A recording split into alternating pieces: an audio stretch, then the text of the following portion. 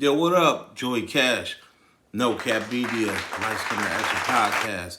It's all the same. Check this out, man. I want to tell y'all a story about myself. You feel what I'm saying? Shit I had to go through.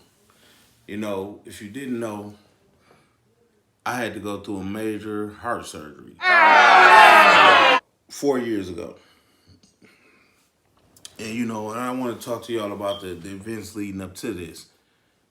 You know, you never know what's going on with your body. That's why you always got to go to the doctor. You know what I'm saying? I'm a diabetic, and what happened to me, I wouldn't wish it on my worst nightmare, man. It left me with a scar. You know what I mean?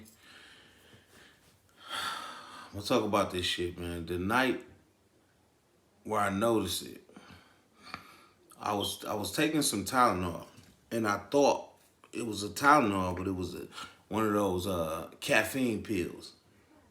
You know, the ones that keep you up, like a Dodo's type of pill. But I thought it was a Tylenol because it was in a Tylenol container. And I got it from a friend of mine. And I was laying down. Every time I laid back like this, I couldn't breathe. I'm like, what the fuck is that? You know what I mean? Like, I feel like somebody was like pushing me in the chest. And I couldn't breathe. And so that night was hell. And I had a sore tooth. I had a sore tooth in my mouth. That's why I even took the Tylenol. And it was swelling in the top of my mouth. No, I didn't know. Then I was uneducated. I didn't know that heart problems affect your gum line and make your teeth hurt. See, I didn't know this. So this swelling at the top of my mouth, I'm thinking it's an abscess. And I took, I'm a diabetic, like I told y'all before. I took one of my insulin needles that I use. I got one around. No, that I used to, shoot my insulin. Brand new one. I took it, and this was about, I want to say about 1 o'clock in the morning. It hurted so bad, I wanted to relieve the pain. So what I did was I took it, and I popped the abscess in my mouth with the needle. Didn't no blood come out. So I'm like, well, shit. I guess it ain't that. I laid down, and you know how you feel yourself swallowing something? I'm like, what the hell? So I woke up again. By this time, it's like 8, 9 in the morning. Okay, but I walked to the sink and I spit, and it was a glob of thick mucus blood. Now I had been swallowing this shit all night. You know what I mean? So I called the dentist, and I said I need to see someone ASAP, and I explained to them what I had done. And they said to come in before noon. So I'm a barber. So the first thing I do is I get ready for work like normal. Because at this point, I feel like there's nothing wrong. And I go to the barber shop. And it seemed like as soon as I hit the barber shop door, every joint in my body started hurting. Every joint in my body started hurting. And I'm like, God. So I don't remember this, but my brother told me, I said, my brother from the barber shop, he told me, I said, man, I feel like it's over with. I don't remember saying this. But I walk in, I try to cut a head, and I'm like, I can't, right?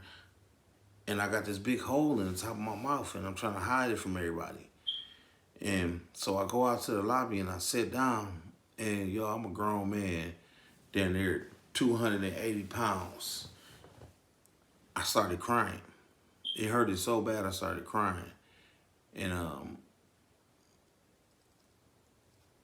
I said, somebody call my wife, man. You know what I'm saying? So they called my wife, and she came to get me. And she took me out to the hospital. So she floored all the way to the hospital. Now the pain went away again. And as soon as I walk in the hospital, we walk in the lobby. We walk in the lobby, and it hit me again. Bow! I'm like, man. So they take me to the back, and they do my blood pressure and my sugar. My sugar was up to like 500. If you know anything about diabetes, it's up to like 500, and my blood pressure is like 200 or something over 100 or something. So they're like, what happened? So I explained it to them. And by this time, they had took some blood work. I'm explaining it to them. And next thing you know, a nurse walk in and say his airway's closing. We got to put a trach in his throat. And we ain't got no time to put him to sleep. And I'm looking like, how the fuck is they going to put a trach in my throat and I'm woke? So they come in with the trach and they trying. And I'm throwing up everywhere. And I remember the doctor asked my wife something. And she said, do what you got to do. And they put something in my IV, man. This was on a fucking Tuesday. I woke up on a Sunday. Yeah, I woke up on a Sunday, man. And the way I woke up, it was like I had been in the Twilight Zone. It was deep, man. I sit there, man. I open my eyes and all I can see is the lights from the top of the hospital, the hospital ceiling. Now, I didn't know I just went through all this stuff, man. And I feel like I'm strapped down. I'm like, what the hell going on? And I can't move. And a nurse walked over to me and she said, he's woke. I'm like, I'm woke? Like, what the fuck? And then she leave out. She say, don't say nothing. And then she leave out. She come back and it's like 15 doctors, man. They all around me. They're like, do you know what day of the week it is? And I'm like, yeah, it's Tuesday. Such and such. They said, no, sir.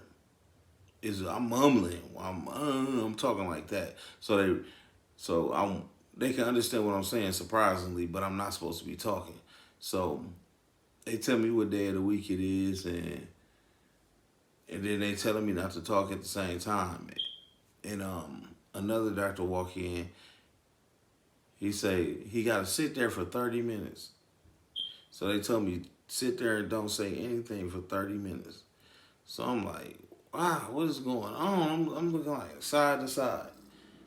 I don't see nobody. I'm like, what the fuck is going on? So the doctor finally come back in. He tell me count them. He said count to 5. 1, 2. And he just snatched this long thing out of my throat, man. And I remember throwing up again. I'm like, what the fuck? I'm throwing up.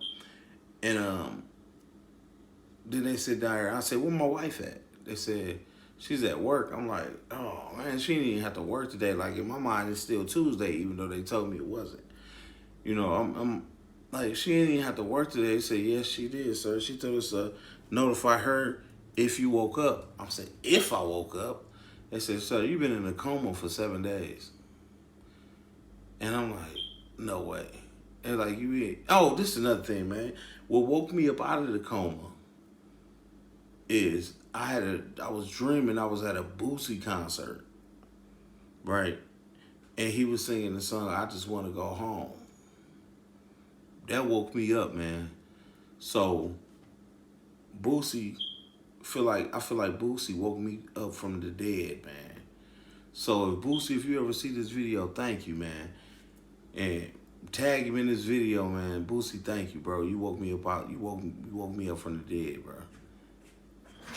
So I just want to share that with y'all, man. Let y'all know who I am, how I just popped up on the scene. You know, this is like a calling for me, man. I've always been into it. Let me finish my story. I'm about to close it out. So they tell me all this stuff, and I'm like, man, what the fuck? I've been in a coma for 7 days. They like, yeah, 7 days.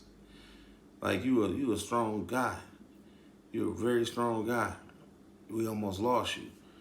And a doctor came in and said, man, your heart is very weak. I'm like, in my mind, I'm basically trying to blame them. Like, my heart wasn't weak when I walked in here. You know what I'm saying? But the whole time it was. My heart was weak, and I didn't know it.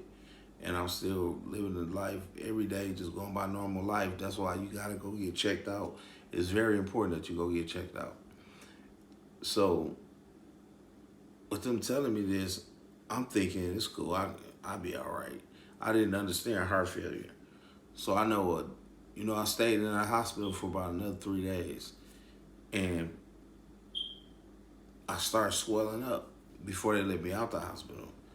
And I didn't notice I was swole until they released me.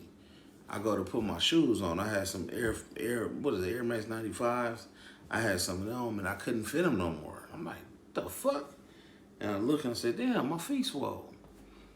So I go home, to make a long story short. I go home like that. They send me home like that. They give me the instructions. But they still never hooked me up with a cardiologist or nothing. They just send me home. And I stayed home for like 2 days. And I noticed every time I go to sleep, I can't breathe. I keep having to wake up on my sleep, gasping for air. And this one particular night, I think it was like the third night I was home. See, I'm not supposed to be doing this, y'all. But the third night home, it's like my airways closed on me completely. I couldn't breathe. I couldn't breathe in no further than this. And I'm walking back and forth through the house, and everybody's asleep, and I can't even talk to wake somebody up.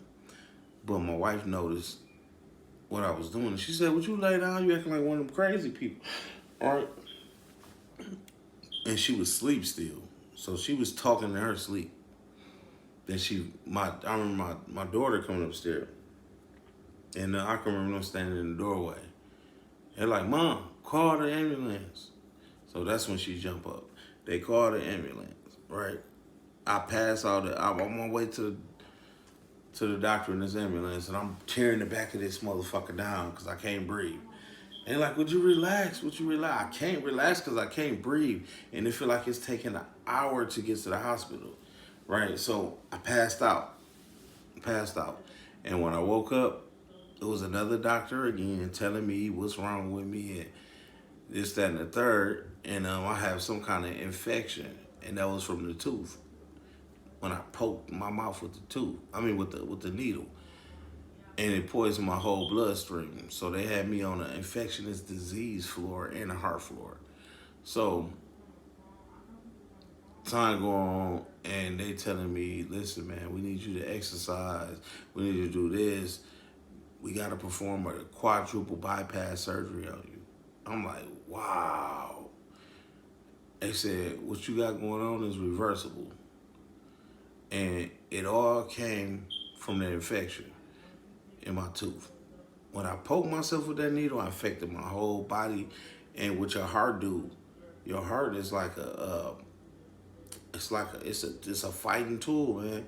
What happened was my arteries closed to keep the poison from getting in my heart. So your body can save you, man, and it can heal you at the same time. So I remember the doctor telling me, "Man, we need you to exercise." I'm like, "How am I exercising here?" He like, "Every chance you get, I need you to get up out this bed and walk around this hospital. We need to get your strength up, and we need to get these fluids off you because now I'm swole up big. I'm already a big guy, but I swole up super big. And so I'm walking around."